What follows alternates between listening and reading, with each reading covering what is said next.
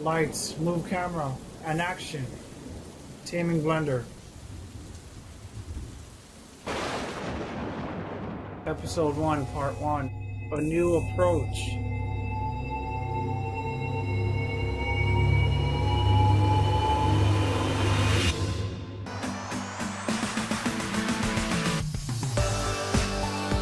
Let's start by sliding power mode over to best performance.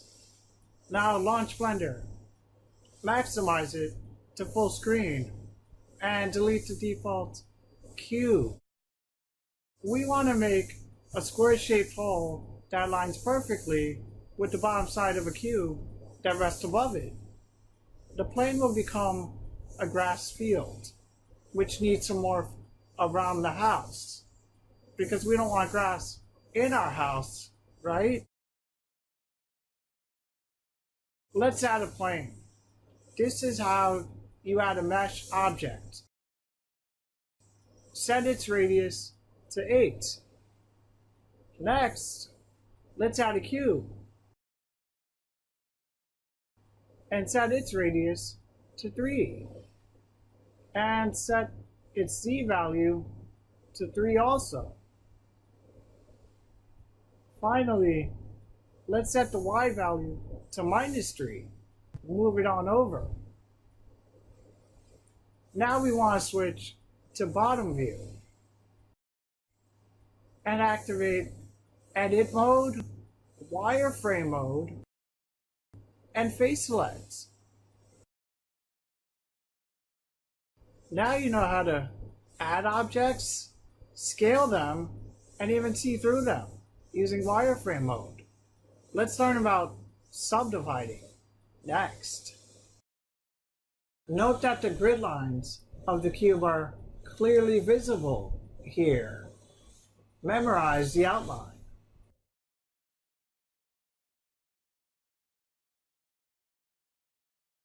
This is how you subdivide a selected area. Increase subdivision multiplier times 2, then 3. We want to zero in and delete the area under the cube. Here's how. First, right-click here, then initiate border select here, or hit the keyboard shortcut B.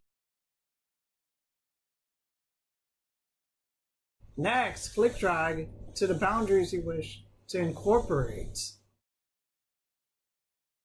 Remember that it's easier to include just the face dots in your selection. Now subdivide times 2. Then hit B and click drag from this corner to this corner down here. Let's learn how to delete.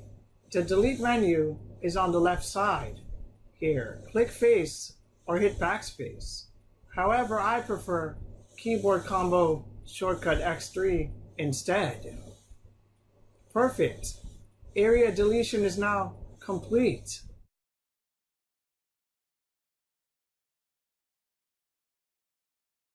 This list on the right holds all of our objects. Double-click an object to rename it. Let's rename the cube to house and plane to grass floor. Now select the house. Remember that selecting an object automatically switches Blender to object mode.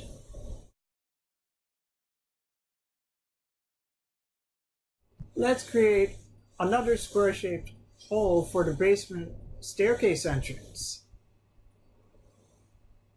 You can add another cube with its top removed and position it under your house to add a basement room. Now activate edit mode, then subdivide times 3. Next, set shading to solid view. And finally, press C for circle select. Keep in mind that you can spin the middle mouse wheel button up and down to decrease or increase circle select's area size. And click drag to highlight curved areas faster. Click here and hit X3. Finally, finish it. Press 1 to switch to front view.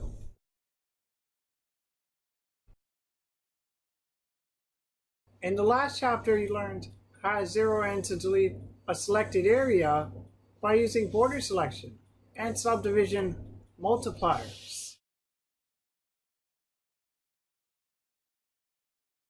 I also taught you how to rename objects found in the objects list, the basics of circle selection, and even alternatives to using menus by using key shortcuts instead.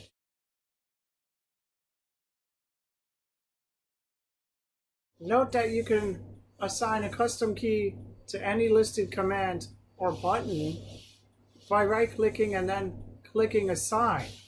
Let's explore my recommended keys for you now. Need help? Watch my accompanying interlude series. Episode 1 starts off from here. Tell me if you require further explanations, and I'll include them with the interlude series. Hey Cortana, open Word. All right, opening Word.